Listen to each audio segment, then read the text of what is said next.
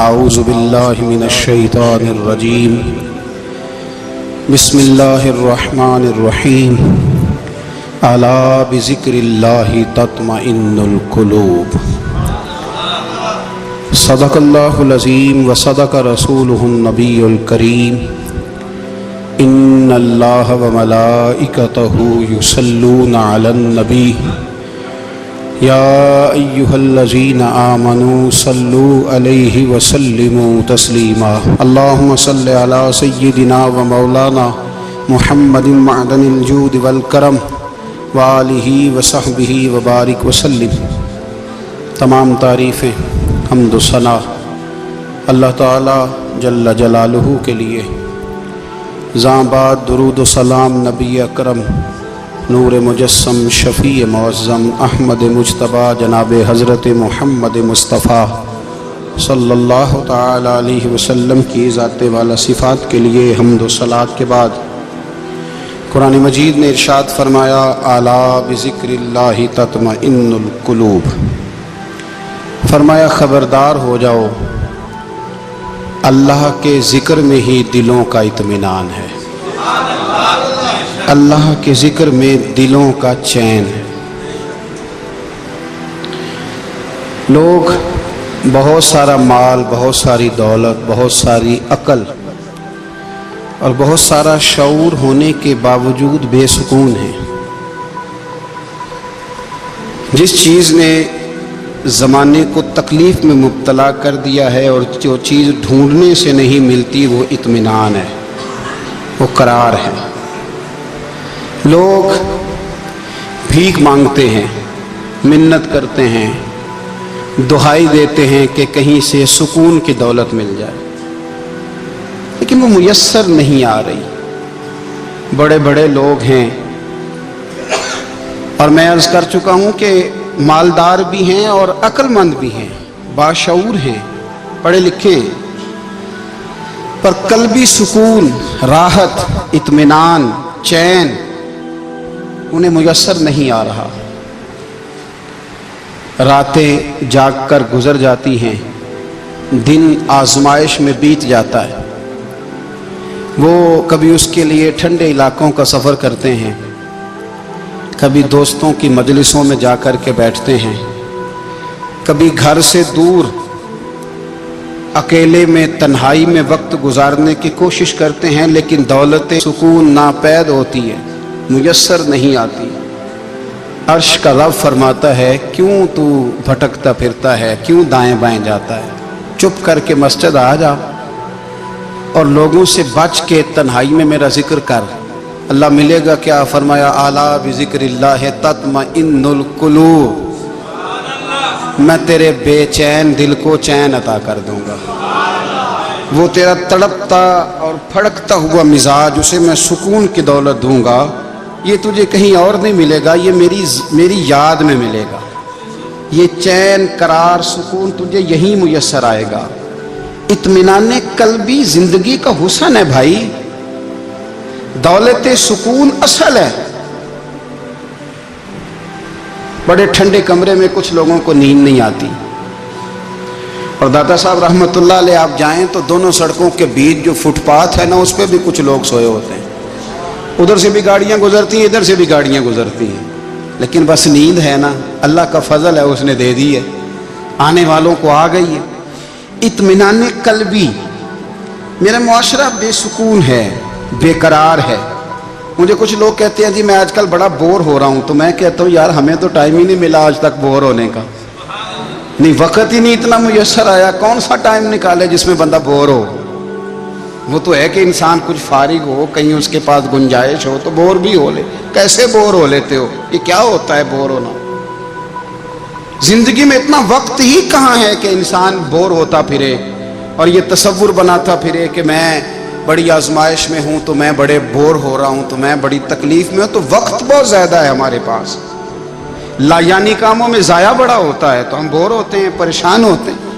اللہ فرماتے ہیں یہ جو میری یاد ہے نا، لیکن اس کا بھی ایک طریقہ ہے یاد کا، اس طریقے سے اگر میرے رسول کریم علیہ السلام نے فرمایا اللہ کا ذکر اس طرح کرنا کہ دیکھنے والا تمہیں دیوانہ سمجھے۔ لوگ سمجھیں کہ کوئی مجنون ہے، کوئی جنونی ہے، کوئی پاگل ہے۔ یہاں اللہ تعالیٰ معاف کرے، آپ ذکر کی مجلس چھیڑیں، آپ نعت شریف کی مجلس چھیڑیں تو بہت سارے لوگ پروفیسر بن جاتے ہیں، وہ ساری نہیں ہلاتے، ان کی زبان ہی حرکت میں نہیں آتی۔ حالانکہ رب کریم کا ذکر اس طرح کرو کہ دیکھنے والا تمہیں دیوانہ سمجھے، کہیں اور کھونے کی ضرورت ہی نہیں۔ میرے حبیب گویا ہمیں فرماتے ہیں تو رب کے ذکر میں اس طرح کھو جا کہ تجھے دنیا کا خیال ہی نہ رہے، تجھے پھر دنیا کی ہوش نہ رہے۔ لیکن اگر نماز میں بھی خیال غیر آئے، ذکر میں بھی توجہ کہیں اور ہو، زندگی میں وہ عجیب لمحہ تھا، وہ میرے ساتھ تھا اور میں تنہا تھا، اگر ماحول یہ ہو کہ آپ کہیں جسم کے ساتھ تو موجود ہوں، روح موجود نہ ہو، تو پھر لذت ذکر بھی میسر نہیں آتی، پھر کیف نہیں حاصل ہوتا۔ یاد رکھیں کہ اس طرح کھو کے رب کی یاد کہاں سے کیف آئے؟ الجھ ہی پڑا گئے ہیں۔ وہ مستی، وہ سرور، وہ کیف جو اللہ کے ذکر میں ہوتا تھا، جو کبھی مرشد کامل کے سامنے بیٹھ کر لوگ اللہ اللہ کرتے تھے تو لگتا یہ تھا کہ یہ یہاں ہیں ہی نہیں، یہ تو کہیں اور چلے گئے ہیں، یہاں موجود ہی نہیں۔ لیکن اب وہ موج نہیں، وہ شوق نہیں، وہ درد نہیں، وہ ذیل نہیں۔ اقبال تڑپ کے کہا کرتے تھے، خیرت کی گتھیاں سلجھا چکا ہوں، یا رب مجھے صاحب جنوں کر دے، اللہ مہربانی فرما، وہ کیفیت دے، وہ سرور دے۔ زندگی میں اگر اطمینان چاہتے ہو تو کبھی کبھی سب کچھ بھول کے نا تو مست ہو جایا کرو رب کی یاد میں۔ کبھی کبھی چھوڑ دیں دنیا، چھوڑیں یار موبائل، کسی وقت کریں اس کو بند، چھوڑیں اس بات کا خیال کہ فلانے نے سلوٹ کیا ہے کہ نہیں کی، چھوڑیں۔ حضرت باجزید بستامی رحمت اللہ تعالیٰ علیہ فرماتے ہیں میں نے اعتکاف کبھی اپنی مسجد میں نہیں کیا، اس لیے کہ سارے ہی ہاتھ چومنے والے، سارے ہی پیار کرنے والے۔ فرماتے میں جب اعتکاف کرتا تھا تو میں بستان سے دور نکل جاتا تھا جہاں کوئی مجھے جاننے والا نہ ہو۔ اٹھ بلیا چل اوتھے وسیے جتھے وس دینی سارے ینے، نہ کوئی ساڈی ذات پچھانے تے نہ کوئی سانو مننے، چل ادھر چلیں۔ اٹھ بلیا چل اوتھے وسیے جتھے وس دینی سارے ہی ینے، نہ کوئی ساڈی ذات پچھانے تے نہ کوئی سانو۔ اتنا شوق ہے سلوٹ کرانے کا، اتنا شوق ہے تعارف کرانے کا، اتنا شوق ہے اپنا بتانے کا، تو یہ چیز غلبہ کر جاتی ہے، پھر نام رہ جاتا ہے، روح نہیں رہتی، پھر وجود رہ جاتا ہے، پھر باطن کی کیفیت نہیں رہتی۔ خدا را اپنے آپ کو بے چین نہ کرو، بے قرار نہ کرو، بے سکون نہ کرو، رب کی یاد میں آ جاؤ، درود و سلام میں آ جاؤ، نعت کے حسن میں آؤ، تلاوت کی دنیا میں آؤ، سجدوں کے نور میں آؤ، آؤ کبھی کھول کے دل مسجد کی صفائیاں کریں، آؤ نہ کبھی کوئی بوڑھا دادی نانی دادا ان کے پاس بیٹھ کے پیر دبا کے اللہ کو راضی کرے۔ یہ کیف والی جگہ ہیں، یہ سرور والی جگہ۔ اتنی بے چین ہماری زندگی ہے، بے قرار ہے، تڑپتے ہوئے لوگ، لڑتے ہوئے لوگ، ایسے لگتا ہے ابھی ایک دوسرے کا گریبان تھام لیں گے، بے قرار بے چین۔ کسی کو انتظار کا کہا جانا کہ 10-20 منٹ کسی کا انتظار کرو تو بعض لوگ مجھے ایسے لگتا ہے جیسے یہ ان کا کلیجہ پھٹ جائے گا، ڈاکٹر کے انتظار میں بیٹھے ہیں تو بڑے پریشان ہیں، کسی کو ملنے گئے ہیں کو آدھا گھنٹہ بیٹھنا پڑ گیا تو بڑی دقت میں ہے۔ اپنے آپ کو سکون دیں۔ آپ یقین کریں بڑا مزہ آتا ہے، کبھی کسی کا انتظار کرنا پڑے تو 2-4 تسبیح درود شریف پڑھی جاتی ہے، یعنی ذوق بن جاتا ہے کہ چلو اللہ نے موقع دیا ہے، کوئی سرکار کو یاد کر لیں، تنہائی مل گئی۔ ہمارا مزاج جس سختی کا شکار ہے وہ سختی آہستہ آہستہ ہمیں زیادہ آزمائش میں ڈال دے۔ تو میرے بھائی زندگی میں اطمینان حسن ہے، اور وہ سب سے زیادہ اللہ کی یاد میں ملتا ہے، وہ سب سے زیادہ رب کریم کے ذکر میں۔ سب سے زیادہ جو چاہتا ہے نا دل ٹھنڈا رہے، زبان میٹھی رہے، وہ مدینے والے محبوب پہ درود و سلام پڑھا کرے، وہ حضور پہ درود و سلام پڑھا کرے، زبان میٹھی رہے گی۔ میرا ذاتی تجربہ ہے کہ جو آدمی اپنے اخلاق سنوارنا چاہے وہ حضور پہ درود شریف پڑھے، جو اپنے اخلاق سنوارنا چاہے، طبیعت کو ٹھنڈا رکھنا چاہے، وہ درود شریف پڑھے، اس کا دل سکون میں آئے گا۔ کچھ کام اور ہیں زندگی میں اطمینان کے لیے، ان کا ہونا بھی بڑا ضروری ہے۔ سب سے پہلے اگر آپ چاہتے ہیں نا زندگی میں سکون ہو تو حقیقتوں کا سامنا کرنا سیکھیں، آپ جو ہیں وہ رہنا سیکھیں، جو آپ نہیں ہیں وہ بننے کی کوشش نہ کریں۔ حقیقت کا سامنا کرو گے تو زندگی اطمینان میں آ جائے. ہم نے نا بہانے بنا لیے ہیں، ہیلے بنا لیے، جھوٹ کے سہارے اپنے آپ کو اونچا کر لیا. ایک آدمی سے کہا جاتا ہے تو رشوت نہ لے، تو کہتا ہے میں غریبوں سے نہیں لیتا. تو میرا سوال یہ ہے کہ امیروں کا حساب لینے کی اللہ نے تیری ڈیوٹی لگائی ہے، تیرے ذمہ لگایا ہے کہ تو امیروں کا حساب کر. تمہیں کیا ضرورت پڑی ہے؟ ہم نا بہانہ کرتے ہیں، رشوت لینے والے کا الگ بہانہ ہے اور سفارش والے کا الگ بہانہ ہے. حقیقت کا سامنا کریں، حقیقت کا. جو میرے ذمہ داریاں ہیں وہ میں نے پوری کر لی، جو آپ کی ذمہ داریاں ہیں وہ آپ جان نہ چھڑائیں، حقیقت پسند بنیں. میرے رسول کریم، پھر پڑھیے درود شریف صلی اللہ تعالی علیہ وسلم. حضور صلی اللہ علیہ وسلم نے فرمایا کہ میری بیٹی سیدہ فاطمہ الزہرا رضی اللہ تعالی عنہا صرف جنتی نہیں، جنتی عورتوں کی سردار ہے. لیکن حضور نے یہ بھی فرمایا کہ فاطمہ یہ خیال رکھنا اگر اللہ نے حساب پوچھا تو حساب تم نے خود دینا ہے. حقیقت کی طرف توجہ کرائی حضور نے. وہ صرف جنتی نہیں، جنتی عورتوں کی سردار ہیں، پر حقیقت کی جانب توجہ. میں حقیقت یہ ہے کہ اگر مالک نے حساب پوچھا تو اس کی تیاری بھی کرنی ہے. دیکھیں نا، ہمیں کچھ یقین نہیں، اللہ معاف کرے کہ ہمارا حساب کیسا ہوگا، لیکن کتنے آزاد ہیں. یعنی بڑی دلیری سے بندے کہتے ہیں فجر نہیں پڑھتا جی، 3 پڑھتا ہوں جی، شاہ رہ جاتی ہے جی، کپڑے صاف، بڑی دلیری سے. اور سیدہ فاطمہ الزہرا نے ساری رات مصلی باندھ رکھا ہے، حالانکہ انہیں یقین تھا کہ رب مجھے بغیر حساب کتاب جنت دے گا. حقیقت کا سامنا کریں. جو حقوق آپ کے ہیں وہ آپ نے ادا کرنے، جو ذمہ داریاں ہیں وہ ذمہ داریاں ہیں. دیکھیں نا، حضرت موسیٰ کلیم اللہ علیہ السلام کے پاس اسرائیل روح نکالنے آئے تو حضرت موسیٰ نے تھپڑ مارا، آنکھ نکال دی، واپس گئے. اللہ انہوں نے تو جلال فرمایا ہے، کہا موسیٰ علیہ السلام سے کہیے بیل کی پشت پر ہاتھ رکھیں، جتنے بال ان کے دستے مبارک کے نیچے آئیں گے اتنے 1000 سال ان کی عمر بڑھا دی جائے گی. یعنی میرے کان میں کوئی بتا دے کہ جناب 60 سال بڑھ گئی، یا آپ کے کان میں کوئی کہہ دے تو خوشی ہوتی ہے کہ نہیں؟ لیکن یہ حقیقت پسندی نہیں، اس لیے کہ 60 بھی گزر جائیں گے، 70 بھی، یہ حقیقت نہیں. حضرت موسیٰ کلیم، چلے میں مثال دیتا ہوں، سمجھ لے 10 بال، حالانکہ بہت زیادہ آتے ہوں گے، 10 بال اگر حضرت موسیٰ کے ہاتھ کے نیچے آئے تو 10,000 سال تو عمر بڑھ گئی نا. 10 یعنی 10 سال نہیں، 10 100 نہیں، 10 بہت زیادہ تھی نا. تو حضرت موسیٰ کلیم اللہ علیہ السلام سے آ کے عرض کیا گیا حضور بیل کی پشت پر ہاتھ رکھیں، جتنے آپ کے ہاتھ کے نیچے بال آئیں گے اتنے 1000 سال عمر بڑھ جائے گی. تو حضرت موسیٰ نے حقیقت پسندی والی بات کی. فرمایا پھر کیا ہوگا؟ 10,000 سال کے بعد پھر کیا ہوگا؟ کہا حضور جانا تو پھر بھی ہے. فرمایا پھر ابھی چلتے ہیں.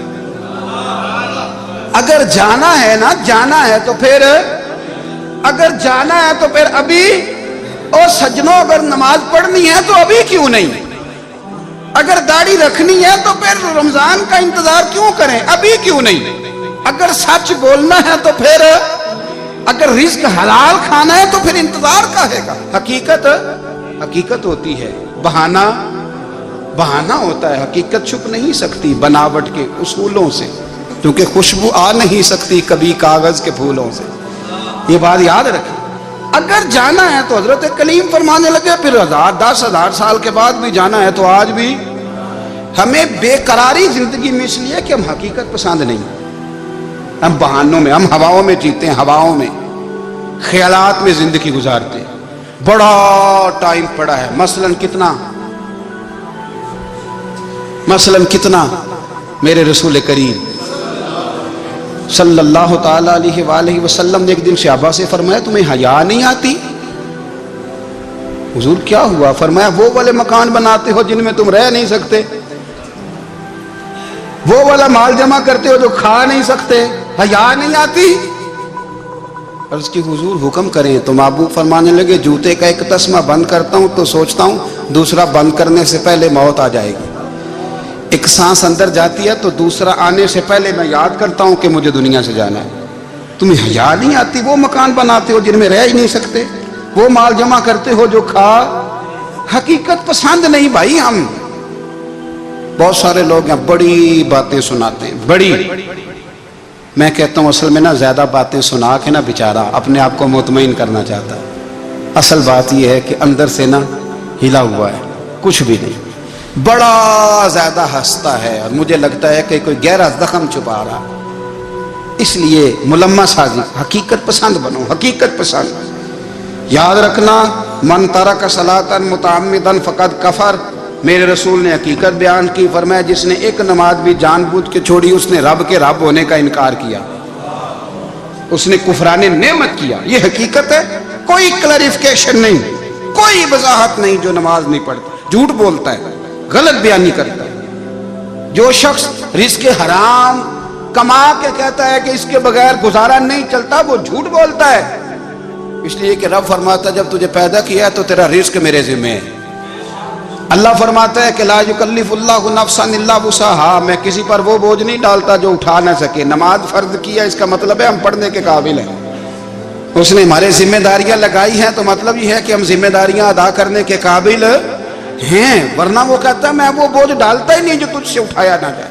اگر چاہتے ہو کہ زندگی میں اطمینان ملے تو خدا را حقیقت پسندوں والی زندگی گزارو.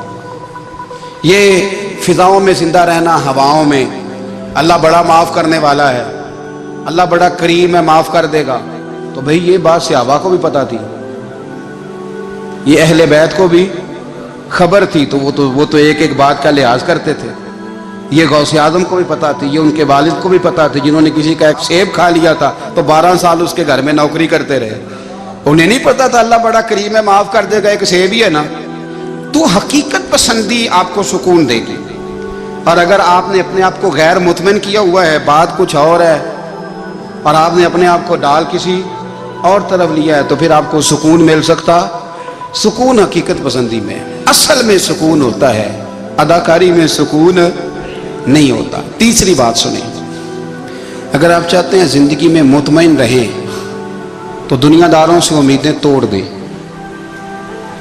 اللہ اور اس کے رسول سے امید وابستہ کریں، اولیاء اللہ سے امیدیں وابستہ کریں، صحابہ اور اہل بیت سے امیدیں، اللہ اور اللہ والوں سے امیدیں، دنیا داروں سے امیدیں. آپ کو پتہ ہے دنیا دار کی تباہی کب ہوتی ہے؟ جب انہیں خوش آمدی مل جاتا ہے. چودھری کا بیڑا اس وقت غرق ہوتا ہے جب اسے چودھری کہنے والے زیادہ ہو جاتے ہیں. سیٹھ صاحب اور نواب صاحب بیچارے تباہ تب ہوتے ہیں بھولے پن میں، جب ان کے دائیں بائیں ریلا ہوتا ہے سیٹھ صاحب کہنے کا. لوگ انہیں کھانا چاہتے ہیں، پیار ان کا نہیں ہوتا، ان کی جیب کا ہوتا ہے. محبت ان سے نہیں ہوتی، ان کی کرسی سے ہوتی ہے. ضروریات کا پیار ہوتا ہے، تباہ کر دیا جاتا ہے. ہماری ساری توقعات دنیا داروں سے وابستہ ہو گئی ہیں. ناراض نہ ہونا، پیروں نے، مولویوں نے، درویشوں نے، انہوں نے بھی سیٹھ رکھے ہوئے جلسوں کی صدارت کرانے کے لیے. یعنی مذہبی جلسہ ہے، اس میں بہت زبردست پڑھے لکھے صاحب تقوی عالم کا خطاب ہے، اور کی صدارت وہ بندہ کر رہا ہے جس نے عشاء کی نماز بھی نہیں پڑھی. وہ بندہ صدارت کر رہا ہے، کیوں؟ اس لیے کہ اس نے ₹1,00,000 دیا محفل میں. خدا را دنیا داروں سے امیدیں چھوڑ دیں، ورنہ آپ کمزور پڑ جائیں گے، آپ کی امیدیں ٹوٹیں گی. کتنا کمزور ہے وہ شخص جو 2-4 ہزار کے لیے کسی بندے کی چاپلوسی کرتا ہے، اس کے پیچھے بھاگتا ہے، خوش آمدیں کرتا ہے تھوڑے سے نوٹوں کے لیے. دکھ سکھ میں کام آئے گا اس کام کے لیے. میرے رسول کریم علیہ السلام نے فرمایا جس نے بندوں کو راضی کرتے کرتے رب کو ناراض کر دیا، اس کی دنیا بھی گئی اور آخرت بھی گئی. اور فرمایا جس نے بندوں کی پرواہ نہیں کی، اللہ کو راضی کیا، فرمایا اگر رب راضی ہو گیا تو لوگوں کے دلوں میں بھی محبت پیدا فرما دے گا. کیا ضرورت ہے خوشامد کرنا دنیا داروں کی، سیٹوں کی، نوابوں کی، چاپلو. اور میں آپ کو ایک بات بتاؤں، ہوتا پتہ کیا ہے؟ یہ جو حب جا اور حب با ہوتی ہے نا، اس سے پیٹ نہیں بھرتا. آپ کو اگر خوشامد کرنی ہے تو پھر آپ کو ساری زندگی کرنی ہے. پھر ان کو بھی پتہ ہوتا ہے کہ تعلق کس بنیاد پر ہے، اس میں کبھی بھی خلوص پیدا نہیں ہوتا. آپ بے چین رہتے ہیں، بے قرار رہتے ہیں، آپ کو تکلیف رہتی ہے ہمیشہ. کبھی بھی دنیا داروں سے امیدیں وابستہ نہ کریں. ایک بات سنیں بڑی شاندار، امام غزالی نے لکھی ہے. امام غزالی فرماتے ہیں کہ ہارون رشید نہ حج کر کے واپس آیا بغداد میں، تو کونے میں حضرت بہلول دانا بیٹھے تھے. رش بہت تھا، مجمع بڑا تھا. حضرت بہلول دنا بھی سڑک کے کنارے بیٹھے تھے تو سپاہی کہنے لگے یہاں سے اٹھ جاؤ، فرمانے لگے ہارون رشید کی زمین نہیں، زمین میرے رب کی ہے، میں کیوں اٹھوں؟ وہ قریب سے گزرا تو سلام لی، تو آپ نے اس کا پروٹوکول دیکھا تو فرمانے لگے ہارون رشید تجھ سے تگڑے تگڑے موٹے موٹے پروٹوکول میں نے لوگوں کے دیکھے ہیں، اور یہ جو تیرے دائیں بائیں آج تیرے نعرے لگا رہے ہیں یہ پہلے ان لوگوں کے نعرے لگایا کرتے تھے، اور تھوڑا وقت گزرنے دے، جو تیرے بعد آئے گا نا یہ سارے پھر ان کے نعرے بھی لگائیں گے۔ تو جھوٹ کی دنیا میں زندہ ہے، ان سے تو نے امیدیں وابستہ کی ہیں، یہ کل اس کے نعرے لگائیں گے۔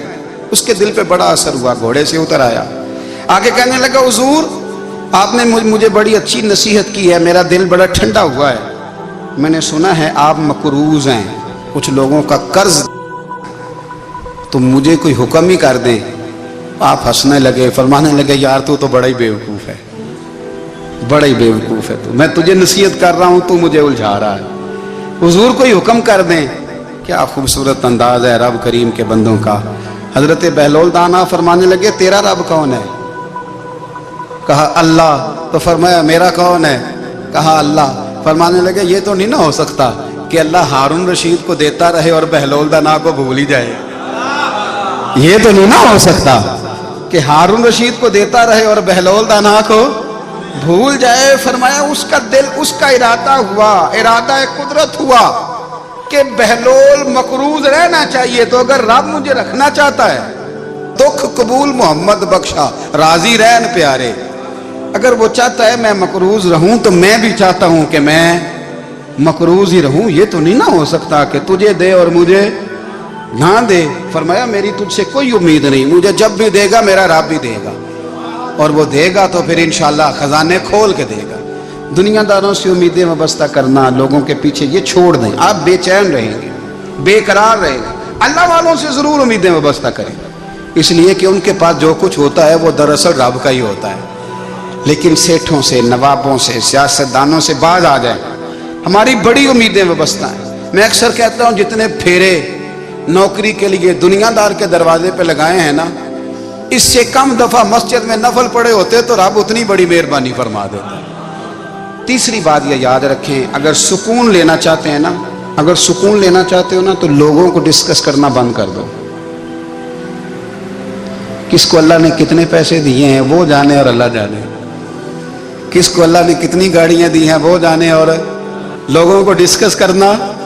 جی یعنی میں ایک جگہ بیٹھا تھا تو ایک صاحب گاڑی والا گزرا، گاڑی میں بیٹھ کے، اس کا پڑوسی تھا، کہندے دا منہ ہے کار والا، میں کہ وہ تے ہے تاں ہی بیٹھا ہے، تے ہن میں کہ سمجھانا سی نا انہوں، میں کہ توں تے میں حساب لائیے بھی ساڈے کول کوئی نہیں، وہ تے ہے، دیکھیں نا اللہ نے اسے دی ہے نا، تو اللہ نے چاہا نا وہ کار میں بیٹھے، تو اس نے پھٹے پہ بیٹھ کے یہ تبصرہ کیا کہ منہ ہے کار والا، میں کہ ابھی وہ تے ہے تاں کار ہے۔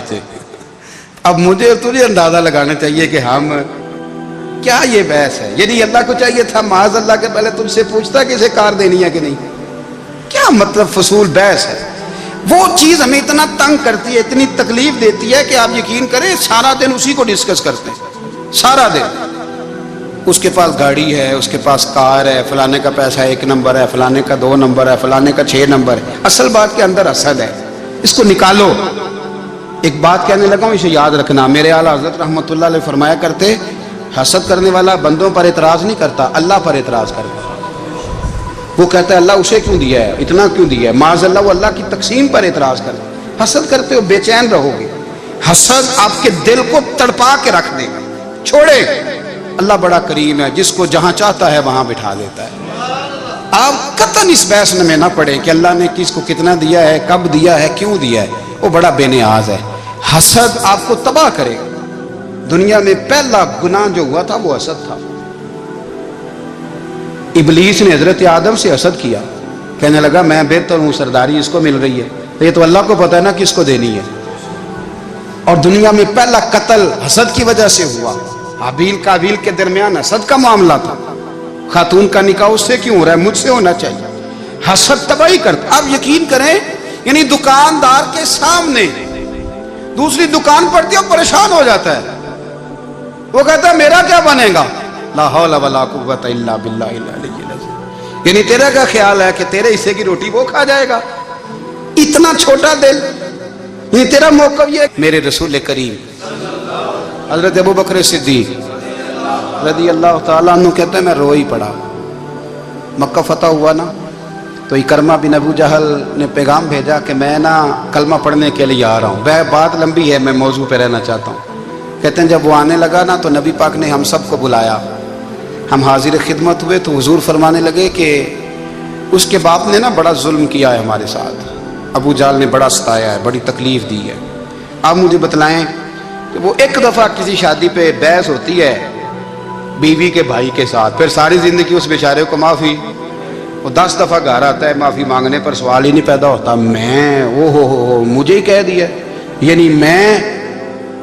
پھر مجھے ہی کہہ دیا آپ نے اور میری شان میں بے ادبی، اور پھر میں معاف کر دوں؟ توبہ توبہ توبہ، یہ کیسے ہو سکتا ہے؟ میری ناک نیچی ہو جائے گی اور آپ نے مجھے کہہ دیا، سوال ہی نہیں پیدا ہوتا۔ اور یہ رونا میں اکثر ہوتا ہوں کہ شادی والے دن داماد صاحب کا زیادہ دماغ خراب ہوتا ہے۔ جب چھوٹی سالی کی شادی ہوتی ہے نا، اس دن اس کو بخار چڑھتا ہے، کوئی اس کو کان میں کہتا ہے تیری عزت نہیں کر دے، اس دن اس کا دماغ خراب ہو جاتا ہے، بچے اٹھا کے نکل آتا ہے، وہ بیچارہ سسر منتیں کر رہا ہوتا ہے کہ تیری مہربانی آ جا، یہ عزت کرا رہا ہے۔ تو میں نے کہا احتجاج کر کے جو عزت کرائی جاتی ہے وہ عزت نہیں ہوتی۔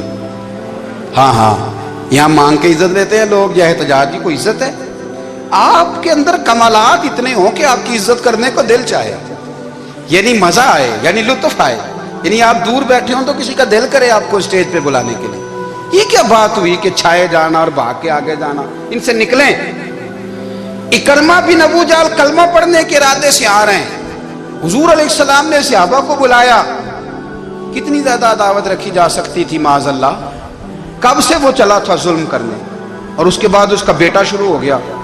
کتنی باتیں تھیں جو ناقابل معافی تھیں، پر کریم رسول نے ہمیں بتلایا ہے کہ سکون والی زندگی کہتے کس کو ہے۔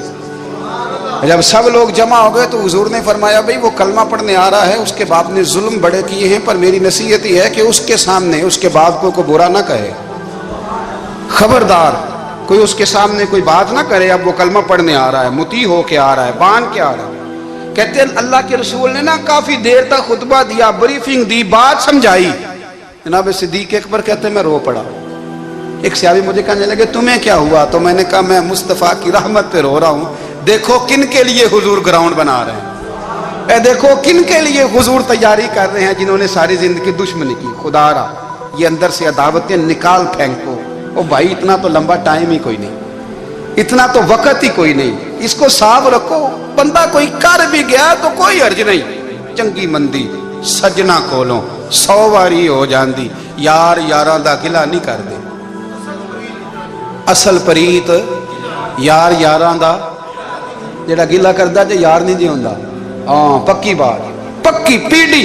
میرا ایک سنگی مجھے آ کے آنے لگا فلانی جگہ بندہ یہ بات کر رہا تھا، میں کہ تو اوتھے ہی سے سوندا سے تم ہی نال ہی سے، میرا تو سجن بات سن ہی نہیں سکتا۔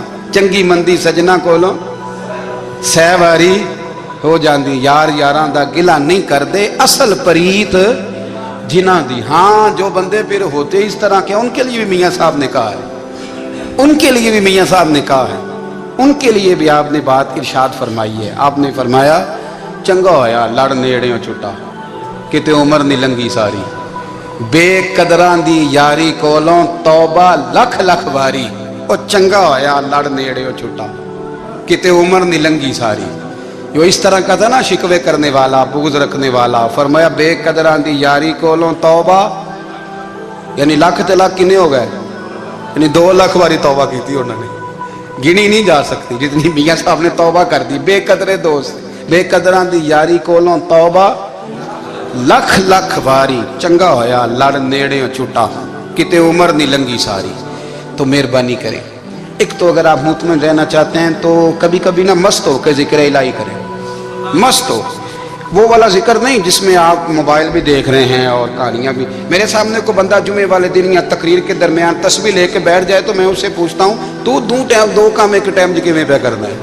میری بھی بات سن رہے ہو، تسبیح پڑھی تو ممکن ہی نہیں۔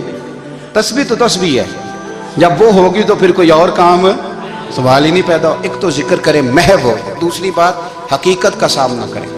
آپ اگر مطمئن رہنا چاہتے ہیں تو حقیقت پسند بنے۔ تیسری بات حسد چھوڑ دیں، دوسروں کو ڈسکس کرنا چھوڑ دیں، آپ یہ دیکھیں کہ اللہ نے مجھے کیا کچھ دیا، اس پہ راضی رہیں۔